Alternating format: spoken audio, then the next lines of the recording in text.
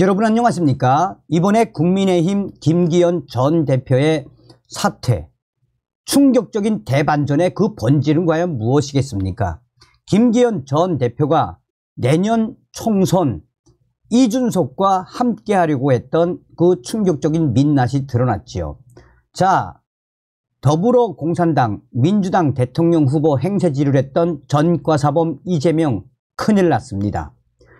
여론 전문가라고 할 수 있는 배종찬 소장이 내년 총선 국민의힘 이렇게 해야 이긴다, 놀라운 결과에 대해 소상하게 밝혔습니다. 정성산TV 좋아요, 구독, 알림은 큰 힘이 되겠습니다. 제22대 국회의원을 뽑는 내년 총선이 만 4개월도 남지 않았습니다. 내년 국회의원 선거는 많은 것을 좌우지하게 됩니다. 지난 대통령 선거 이후 끝나지 않은 윤석열 대통령과 이재명 더불어민주당 대표의 승부가 끝장을 보게 되고 사사건건 여야 공방을 벌이던 진영간 대결 프레임도 선거 결과에 따라 승부가 날 가능성이 커지고 있습니다. 국민의힘은 반드시 내년 총선 이렇게 해야 이길 수 있으며, 사실상 이런 구도가 되면 이재명 당대표는 앞으로 험난한 길만 남았습니다. 만약 내년 총선에서 집권 여당이 다수 의석을 확보하지 못하면 윤 대통령은 임기 내내 퇴진 또는 탄핵 공세에 시달릴 수밖에 없습니다. 사실상 대통령의 국정 수행은 마비 상태가 돼 버립니다.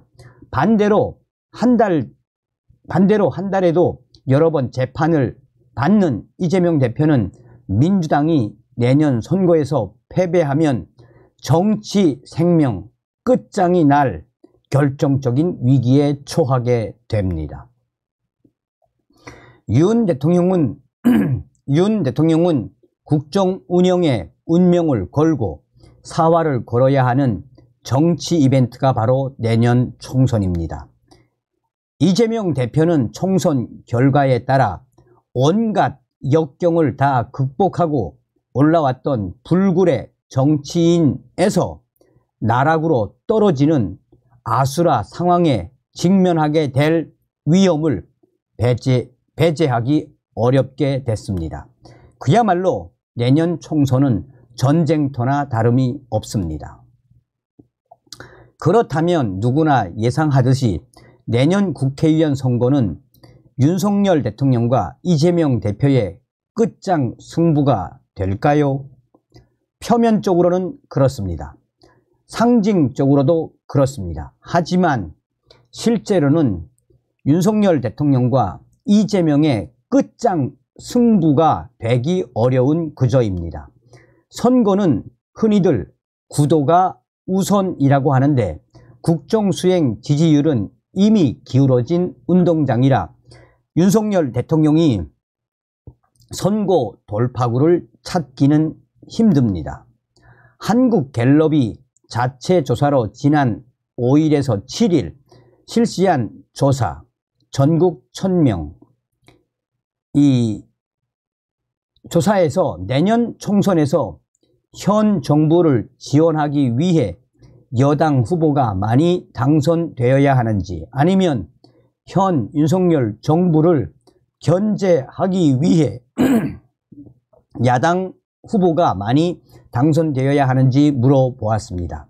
말 그대로 정부 지원론과 정부 견제론입니다. 결과는 정부 지원론이 35%, 정부 견제론이 51%로 나타났습니다. 즉 내년 총선은 야당에 유리한 선거 구도입니다. 같은 조사에서 윤석열 대통령의 국정 수행 긍정 지지율은 32%, 부정평가는 59%나 됩니다. 이런 국정 지지율이라면 내년 총선 결과는 안 봐도 비디오입니다. 지난 2020년 총선 당시 한국갤럽 조사 기준으로 문재인 전 대통령의 국정 수행 긍정 지지율은 60% 정도였습니다. 이 긍정 비율을 의석수 300에 곱하면 180석입니다. 정확하게 민주당의 당선자 수였습니다. 윤석열 대통령의 국정 수행 지지율을 볼 때 이재명의 민주당과 여론 대결을 펼치기가 녹록치 않다는 의미입니다. 그렇다고 4년 전 총선처럼 민주당이 압도적으로 우세하지도 않습니다. 같은 조사에서 만일 내일 국회의원 선거일이라면 비례대표 정당 투표에서 어느 정당에 투표할 것인지 물어보았습니다. 국민의힘과 더불어민주당이 37% 동률로 나왔습니다. 같은 조사에서 대통령의 국정 수행 부정평가가 59%로 거의 응답자 10명 중 6명이 국정 운영을 잘못하고 있다고 응답했지만 더불어민주당이 가져가는 지지율은 고작 37%밖에 되지 않습니다. 정당 지지율은 이보다 더 낮은 33%에 그쳤습니다. 즉 총선 구도는 야권에 매우 유리하게 형성되어 있지만 민주당의 경쟁력은 그에 미치지 못합니다. 가장 큰 이유는 이재명 대표의 재판 리스크로 인해 중도층, 무당층, 수도권, 2030 MZ세대 등 부동층 유권자층이 흡수되지 않기 때문입니다. 이 또한 놀라운 결과입니다.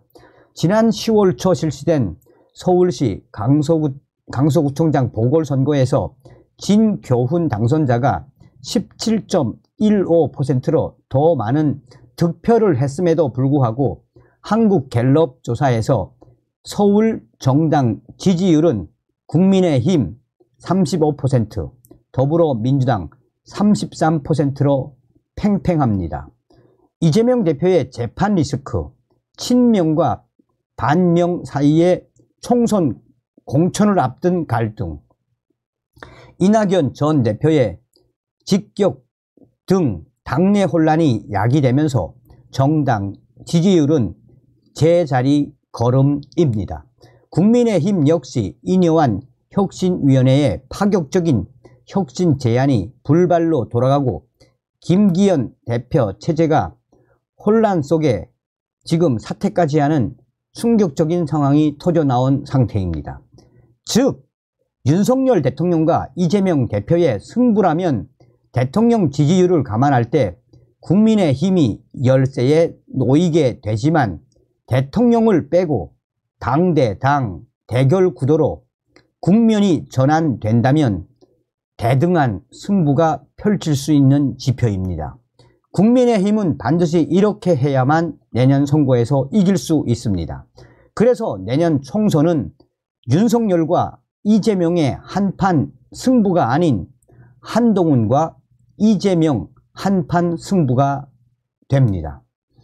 부산 엑스포 유치마저 불발된 데다가 김건희 특검까지 부각되면서 윤 대통령의 향후 입지는 더욱 좁아졌습니다. 그렇다고 국민의힘 혁신위원회의 파격적인 혁신 제안이 스스럼없이 받아들여지지도 않았습니다. 경기도 김포시의 서울시 통합을 주장하는 메가시티론을 김기현 전 대표가 제시했지만 반응은 그저 그렇습니다. 이 와중에 이준석 전 국민의힘 대표는 오는 27일 신당 창당에 들어가는 수순입니다.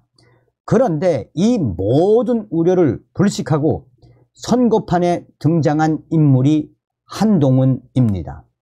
같은 조사에서 앞으로 우리나라를 이끌어갈 정치 지도자, 즉 차기 대통령감으로 누가 좋다고 생각하는지 물어보았습니다. 놀라운 결과가 나왔습니다.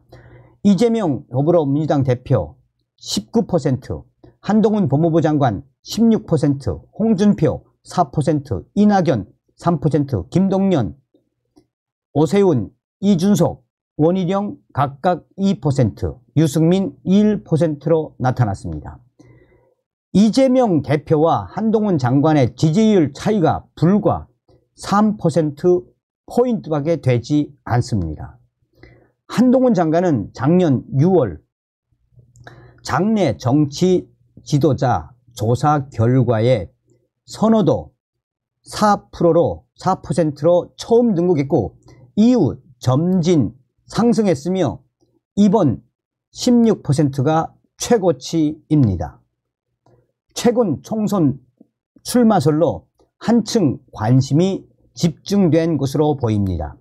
조사가 시작된 이래로 가장 높은 상승률과 꾸준한 상승세를 보이는 유일한 인물이 바로 한동훈 장관입니다.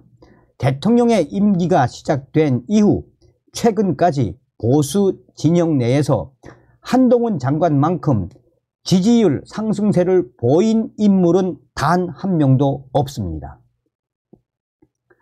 차기 정치 지도자 조사에서 주춤거리는 이재명 대표와 비교해도 큰 차이가 없을 정도의 경쟁력을 가지고 있는 사람이 바로 한동훈 장관이며 이런 놀라운 결과가 무엇을 말해주겠습니까?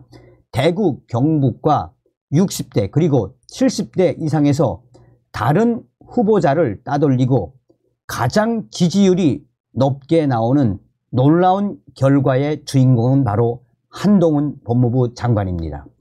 이런 점을 보더라도 내년 총선은 국민의힘 경쟁력을 놓고 본다면 윤석열, 이재명이 아닌 한동훈, 이재명의 한판 승부가 될 것입니다. 라고 전하고 있습니다.